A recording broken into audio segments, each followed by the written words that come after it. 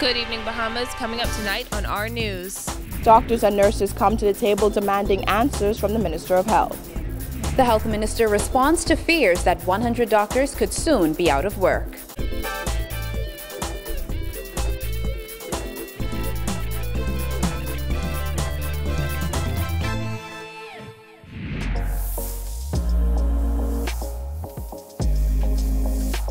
Our news is brought to you by Alive. Welcome to our news and thanks for joining us. I'm Christina Dragovich. Topping news tonight, Progressive Liberal Party leader Philip Davis and Chairman Fred Mitchell are slamming Prime Minister Dr. Hubert Minnis, insisting he needs to focus on the cracks in his own party and not who is leading the opposition. Davis gave the government a U grade for what he calls an off-the-chart poor performance during its first year in office. Jasmine Brown reports. F is failure, is being kind, just totally unsatisfactory. I give them a U. Davis says the shortfalls of the F&M are insurmountable, and it is clear Bahamians are already fed up with the government just days shy of the one-year anniversary of the May 10th general election. They thought that being elected was some sudden waving of a wand that will give them, that gives them an omnipotent, omnipresent, all-knowing position. And that is the way they've been conducting themselves. You think they've had a reality check since then? I think reality is setting in. Davis was responding to Prime Minister Dr. Hubert Minnis, who told members of the Free National Movement on Sunday that they should not be attacking one another in the media and criticizing the government's work. While Minnis did not refer to anyone in particular, Pine Ridge MP Frederick McAlpine has been critical of the Minnis administration, and so has Minister of State for Legal Affairs Ellsworth Johnson, who publicly urged Minnis to appoint a substantive Chief Justice before apologizing. Mitchell says Minnis' call for his party to unite shows there is trouble brewing in the F&M. Look, a minister of the government doesn't talk to the Prime Minister in public. Presumably you can say this in private. So it's clear the signs are there that there are cracks in the mirror and cracks in their program. The PLP chairman hit back at Minnis, who also asserted on Sunday that the PLP violated voters' trust and the party has not really changed despite its change in leadership. Mitchell says the only thing that needs fixing is the F&M. We really have to say to Dr. Minnis, who is a physician, what they said in the Bible, physician, heal thyself. In other words, take your own advice. Both Davis and Mitchell insist no matter what, the PLP will continue to be at the F&M's heels, keeping them accountable to the Bahamian people. Reporting for our news, I'm Jasmine Brown. Well, 1 week after more than 200 nurses called in sick, sending the public healthcare system into turmoil, the leaders of the Bahamas Nurses Union say their concerns have yet to be addressed. They're now demanding a meeting with the Minister of Health. Giorgio Bain has that. With several issues on the table from both the Nurses and Doctors Union, they're asking for the Minister of Health, Dr. Dwayne Sands, to meet them at the table to discuss these problems and to hopefully provide them with answers.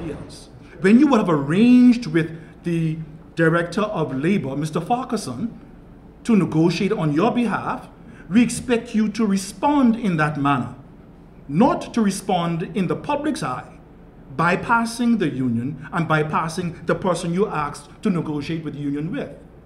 That's a form of total disrespect. That's what it is. And we cannot condone that type of behavior towards nurses. Since last week's sick out, nurses say they have yet to meet with Minister of Health Dr. Dwayne Sands over several outstanding issues, including money owed for mileage, pay increases for nurses, the delayed confirmation of some nurses, better insurance coverage, and an increase in on-call allowance for Family Island nurses. We've never had a meeting with Dr. Sands. He has initiated a meeting with the PS Renee Glinton, which we had on Thursday and Friday. And we've never met. This union body has not met with the minister. According to Williamson Secretary General Julian Mullings, nurses have yet to receive a dime of funds owed to them, despite reassurance from Sands last week that his ministry had given the green light to the Ministry of Finance to pay outstanding allowances, including mileage and deployment. Mullings says he finds it disrespectful that the minister addresses the concerns of nurses to the media, but not to the union. We asked for a scheduled form of payment plan because you claim that you don't have enough money to pay all the monies one time. So the nurses union agreed on behalf of its members that we will ask for a scheduled payment plan.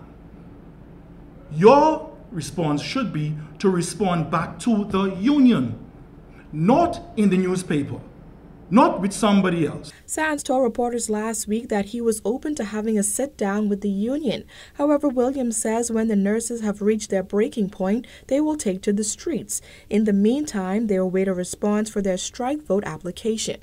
We have filed a dispute and we have filed for a strike vote. We're just waiting for the government to reply to us. When are they going to give us a strike hold? Reporting for R News, I'm Georgio Bain. All options are open, according to Acting President of the Bahamas Doctors Union, Dr. Makumba Millar. Miller says more than 300 doctors are willing to go the distance to show their opposition to a new regime the Ministry of Health is seeking to implement for doctors at the senior house officer level on July 1st. The inadequacies of postgraduate education in the country. There are a number of physicians that are stagnant in their position. What Dr. Sands wants to do is forcibly enroll them into a program that doesn't have any educational value overseas, something that they have not developed a curriculum, they don't have lecturers, they don't have preceptors, they don't know what's going on. After the completion of the program, Miller says he fears that the jobs of over 100 physicians could be at risk. They want to enact this in 6 weeks, forcibly enroll persons into this program, and then after they finish the program, subsequently cease their employment. According to Millar, his union has had enough and they need to show the Minister of Health that they mean business. All options are open. All options are open. Okay, I work for my body. So whatever my body dictates for us to do is what will occur. Seems that Dr. Sands is taking from the same political book as President Trump, with a populist politician. I deal with people's lives, I deal with people's jobs, and as I'm trying to protect both of them. Dr. Sands taking a position that is my body cannot, is not in agreement with. Well, the Minister of Health says doctors should look to advance their skills if they want their contracts to be renewed. Our Jillian Gray reports. Amid fears that 100 doctors could be out of a job if they opt out of a new mandatory advancement course, Health Minister Dr. Dwayne Sands says if those doctors do not advance, they'll be creating a blockage within the healthcare system. If the expectation is that you will come in, that you will train, that you will progress, and that you will advance in your career, and then some people, for whatever reason, do not, it blocks opportunities for the people coming after. That's not fair. The approximately 260 senior house officers are being pressed to get training to advance their status. Once the junior doctors move beyond the SHO level, Dr. Sands said they'll be able to fill the void in the Family Islands. The health minister said if doctors choose not to take the mandatory foundational course to advance in their career, they run the risk of not having their contracts renewed. The majority of physicians are on contract. So if you wish to maintain a contract with the government of the Bahamas, improve yourself. Because what that means is that you're providing better care to the public. Dr. Sands said there are about 48 graduate doctors who are eligible to be hired as of July 1st, and another 75 to come next year. If the current doctors do not advance, he says it will gravely affect those incoming doctors. Then the Bahamian public will find itself either having to find an extra $2, $3, $4 million additional every year, or they will not be able to be employed. Now, doctors have not taken a strike vote as yet. However, they're not ruling out that option, as many junior doctors are up in arms. Both the Doctors Union and the Nurses Union have called for a sit-down with Dr. Sands. The health minister said he will do whatever he has to in order to facilitate consultation and negotiation between the nurses and PHA. While we may acknowledge that there is a debt owed, because there is an agreement, if you don't have the financial headroom, then you can acknowledge the debt and say, okay, as soon as we're able to find the funds, then it will be paid. Reporting for Our News, I'm Jillian Gray. In other news, before the paint has dried on Bahamas Carnival 2018, organizers are already drawing up plans for next year's cultural extravaganza. Our Vonique Toot has the highlights.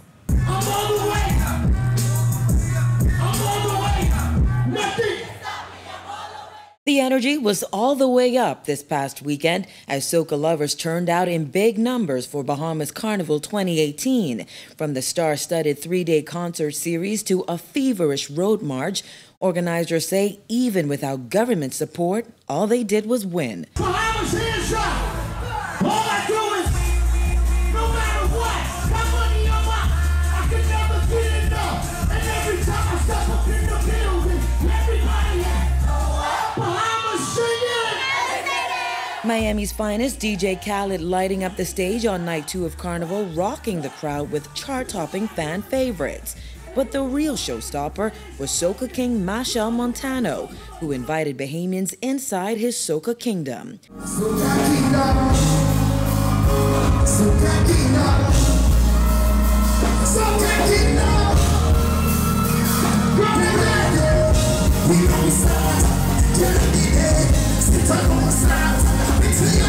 Hitting the Bahamas Carnival stage for the 3rd time in 4 years, not even the rain could put a damper on Mr. Fat.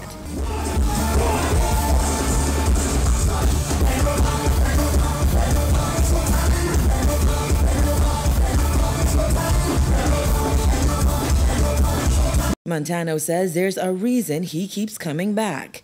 This is why I'm here 3 years in a row, because I want to dedicate, my energy as my part to play in making this one of the greatest destinations for Carnival.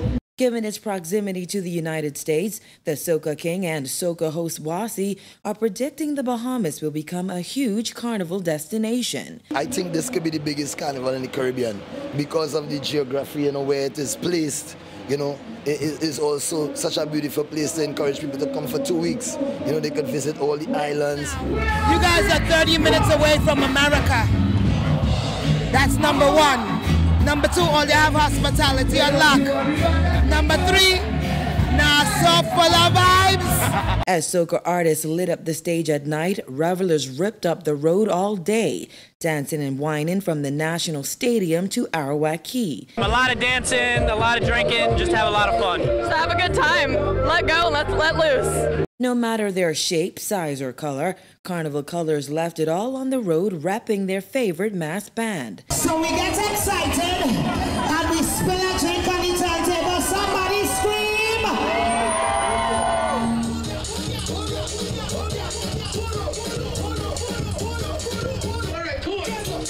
Palantra Media spokesman Sebas Bastian called the first entirely private Bahamas Carnival a smashing success. It's the biggest carnival I've ever seen in the Bahamas, hands down. I mean, tonight was an amazing show.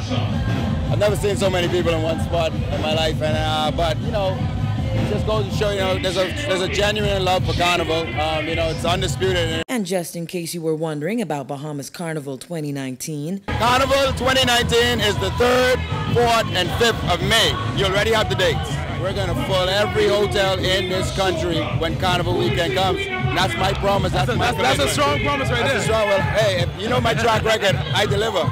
However, you won't have to wait a year to get loose. After mashing up the stage on night 1, Lucy Singer-Dester will be back in the Bahamas in just a few weeks. And then we go into the States for Memorial Weekend, and then back here the following weekend, Abaco and Freeport. The Queen of Bacchanal had this message for her Bahamian fans.